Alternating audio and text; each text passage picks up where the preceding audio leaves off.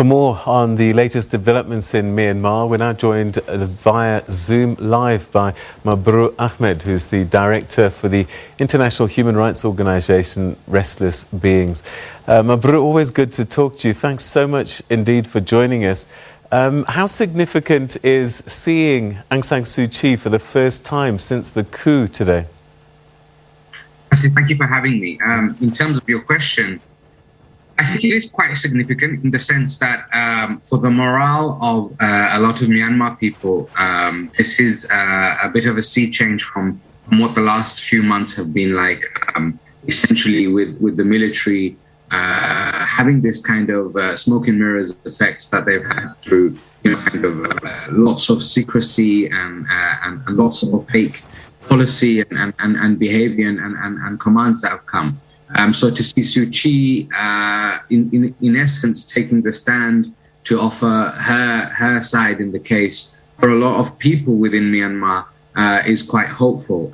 In terms of actually what that means and what it translates to, actually probably translates to the military, the junta, upping their efforts to try her quite quickly, it seems, and to find her guilty of some of the crimes that she has been accused of, which in and of themselves are not necessarily the biggest crimes in the world, but are enough for the military to say that she has been ousted from power and that they had to step in to restore order in the country.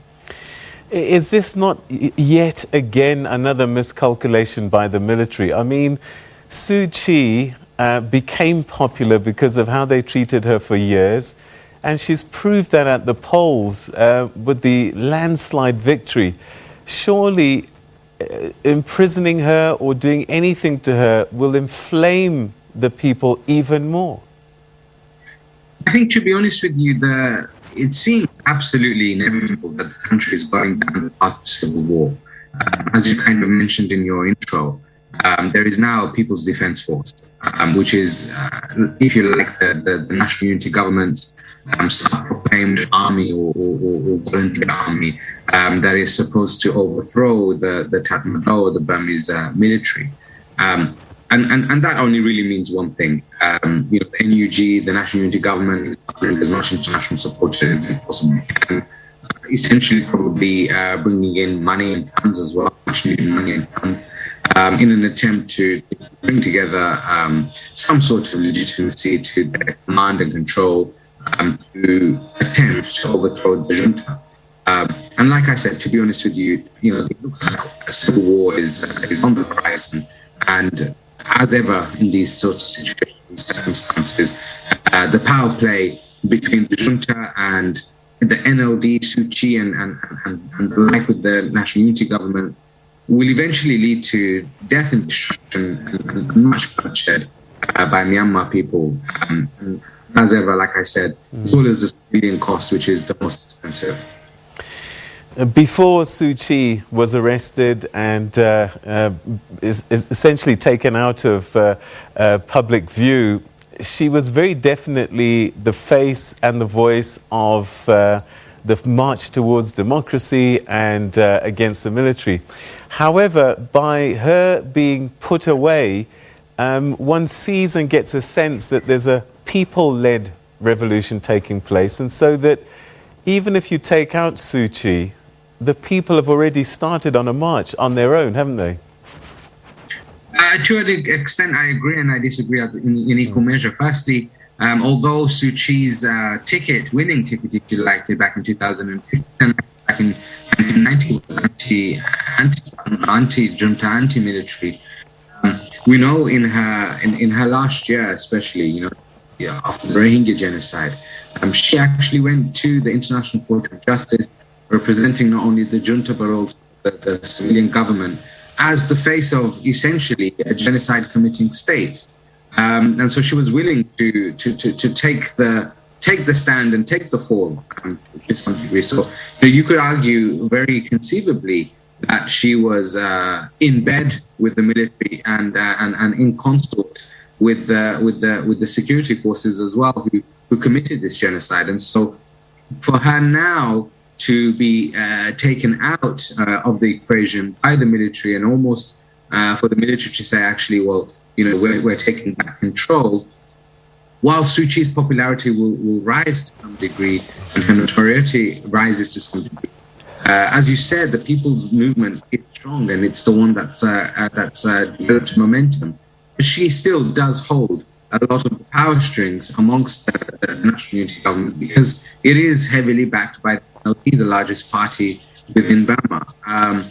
And so you have this kind of face-off between a Nobel Peace Prize winning lady, Daw Aung San Suu Kyi, and a military commander-in-chief who's accused of genocide. And it's not too dissimilar, I suppose, to what's happening on the African continent in Tigray with the Ethiopian Abiy Ahmed and his Eritrean counterpart, almost combining together to create this absolute whirlwind of destruction. It's the same thing that happened in Burma, actually. And unfortunately, it seems like there seems to be some sort of history repeating itself. I'm going to ask you to try and get inside her mind. I know it's almost impossible, but I'm just thinking, you described how perhaps she looked like she was getting into bed with the military. Could that have been calculated? Because she probably figured, there's certain things that I can go after and some things that I can't. Or do you think she genuinely believed that the way that the Rohingyas were dealt with, that is what she thought, and that's what she believed was the right thing to do? Look, I don't think anyone with a conscience or a degree of morality would be able to defend the crime of crimes, genocide. Not only did she do that, she actually denied the entire existence of the Rohingya ethnicity. And as a woman, even stood up to claim fake rape when there was clear evidence of multiple rapes and gang rapes going on across Rohingya populations. If it's calculated, it's quite sinister. If it's a calculated approach that she took, and if it's not calculated, and if it is genuinely her feelings of what she holds towards the Rohingya people, then absolutely she is the wrong choice for Myanmar. In that fact, any state anywhere in the world, when you can sideline and marginalize and then essentially commit genocide on the population, you're not fit to rule or govern. Or actually even be a member of society. And so I can't see any respite or anywhere that she can justify inaction. And because it's not just inaction, it's actual complicity. Going and standing at the ICJ is complicity. Now, that's obviously different to the situation that she finds herself in now. She hasn't been placed under arrest by the military because she went and stood at the ICJ to defend the genocide, or because she was a genocide there herself, and internal investigations have found that. She is standing at the dock because the military found her to be an inconvenient and an impediment to their continued succession in reign. And so that's why they've removed her from the pathway, just so that they could secure their furtherance in their agenda. And, security, as Shakespeare said, security is mortal's chiefest enemy. And what the military are doing at the moment is by securitizing Burma more and more, by launching more and more fronts of ethnic atrocities and attacks.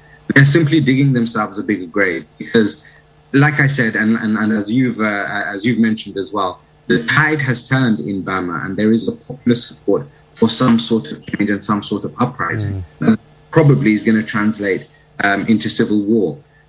It probably also will mean that the military will be deposed, and the old NLD, to some degree, Suu Kyi will make a return to the helm. I don't know how much of a change that actually is, and I don't buy into the change necessarily as enough to step away from a state which committed genocide, because there are still definitely elements of that kind of ethnic tension, not just against the Rohingya, but for many other ethnicities, also within the ranks of the NLD at the moment. So I think it's a rocky road ahead. I don't think Burma's out of the woods yet of being a country that's ready to take steps towards reconciliation. But without question, the people's desire for a change is there. And it would be a crying shame if that was to be denied via destruction and violence of the military, or in fact any civil war could wreak havoc on. In the meantime, what is the situation on the ground as we speak? Are people still out on the streets every day and are still the subject to massive action by the authorities? Well, of course, the numbers are a lot reduced compared to what we saw in the very early days in February. But yes, absolutely, the people are committed to this civil disobedience, and that disobedience continues, and there is tensions continuously up and down cities across Burma between the general public and the security forces. But of course, we've also seen the security forces acting in more of a security force manner as well, and attacking certain ethnic groups recently as well. We've seen a lot of attacks happening in Chin State in an area called Mindat as well. And as your correspondent mentioned in Mabrur earlier on, the People's Defense Force actually attacked some of the security forces as well. And so little skirmishes like this and conflict zones are becoming more and more popular and commonplace. And like I said, it seems, and I really do hope this isn't the case, but it does seem that civil war is on the horizon. All right, and perhaps finally and briefly, if you can, one gets a sense that there are ethnic tensions that are underlying at the moment. Are people united against a single enemy for the time being, and that perhaps after the army, if it goes, these will probably come back to the fore? Absolutely. I think that's without question. There is definitely a unity around the desire to get rid of the Tatmadaw and the junta in one fell swoop. I think that's without question the common unifying factor amongst all people. And that, of course, should be commended and supported in as much and as fervently as possible. But I don't think that we can isolate just that desire to overthrow the junta, to delay the conversation about ethnic reconciliation. I think that needs to be part and parcel of the conversation right now, before the actual move to depose the military.